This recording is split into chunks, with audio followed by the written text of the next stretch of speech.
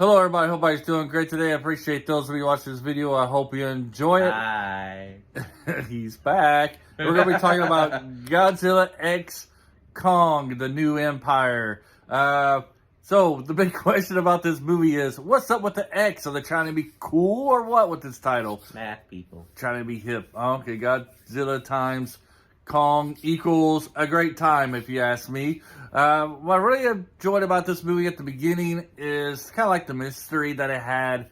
As we see, we can't really see like the Monster daily mayhem. Yes, the monster mayhem. We really get to see like the daily lives of Godzilla and Kong. You know, Godzilla's on the top side, keeping the other Titans in check. Then we get Kong down in the Middle Earth, trying to adjust to his life. Middle Earth. Lord of the Rings, watch out. Is it Hollow Earth. Hollow Earth. Sauron better be watching his back. Yeah. Kong's coming for him now.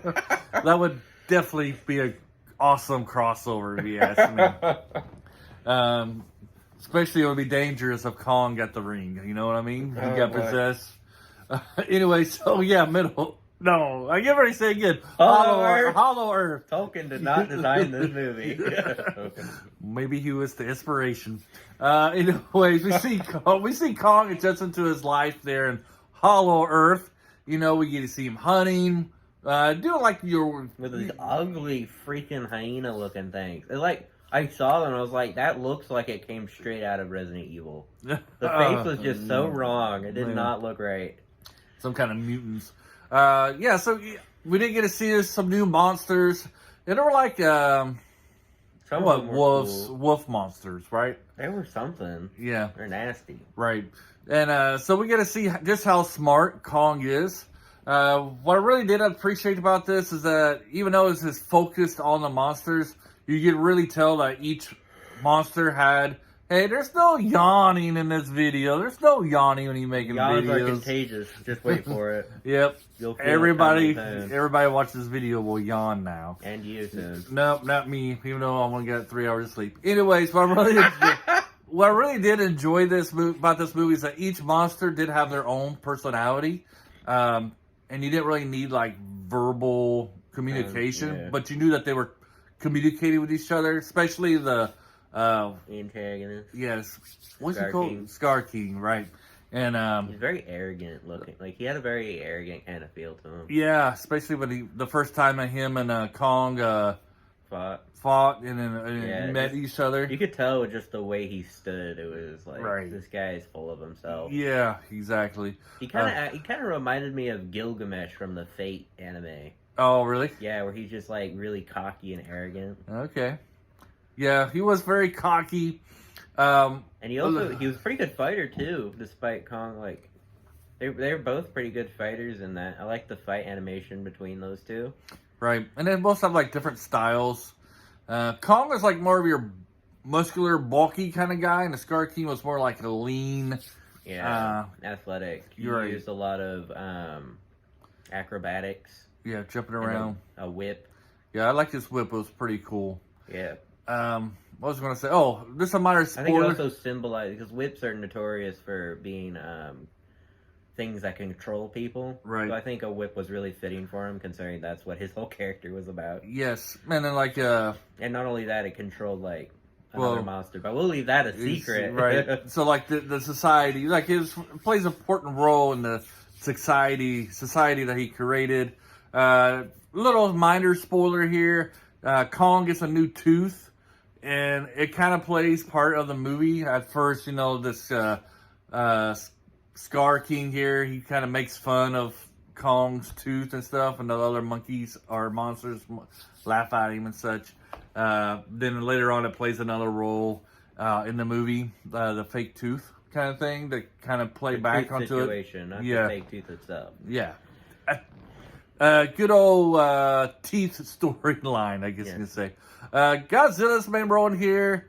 Did I already say this? I don't know. This is like my 100th take here. I can't remember. I mentioned this earlier in the video. Ruthless, though. Yeah, Godzilla is like he's on the Earth, controlling other Titans, and his basic thing is he's like preparing himself for a great big battle. Yeah. And so I kind of like the mystery of like what is he preparing himself for. that's what I kind of like really about the first, what do you say, about 30, 45 minutes is about this big buildup. What's going on? Like, what's going on? Why is Godzilla preparing himself? Why are three triangles right. seriously popping up everywhere? Right, yeah. It kind of reminded me of like the old Godzilla movies where kids would draw pictures of like prophetical things. Mm-hmm. You know, yeah, I know you know what I'm talking about. Yeah. You've seen the old Godzilla movies, the children drawing pictures and psychic people became really big in the like prime years of the Godzilla movies. I don't remember that. Yeah, there was kids would draw pictures of Godzilla destroying everything. Yeah, it was really interesting. I thought that was a pretty interesting callback to it. Yeah, you do get like it does do a good draw comparison, not comparison, but Easter eggs about previous movies and stuff like that. Yeah, Godzilla movies, right? Yep. And certain insects who may or may not be in love with Godzilla makes a comeback. Yeah. Who knows? Why did you say that for? I don't know. You just ruined it. I didn't know anything. I'm not cutting it out. Yeah, you did. Yes, you just did a big Easter egg. You just did a big... It's not an Easter egg. You just did a big spoiler there. Not everybody who's watching Godzilla movie knows what you're talking about. Anyways, I don't know what I'm talking about. Nothing's been spoiled. Jeez. Choking on air. Yeah, choking on air. All right, so the CGI in this movie was great in some parts, iffy in other parts, but the fighting scenes were pretty good overall. What do you say? Yeah, they put all their budget into making the monsters look good. The background was kind of like second place, you could tell. Yeah, there's certain areas where the background was... it appeared blurry or smudged. Right. And occasionally it'd be like warped if you were looking kind of closely. Right. But if like other than that, you can't really tell much because like you're watching a movie about monsters, so who cares about what the background is doing? Right.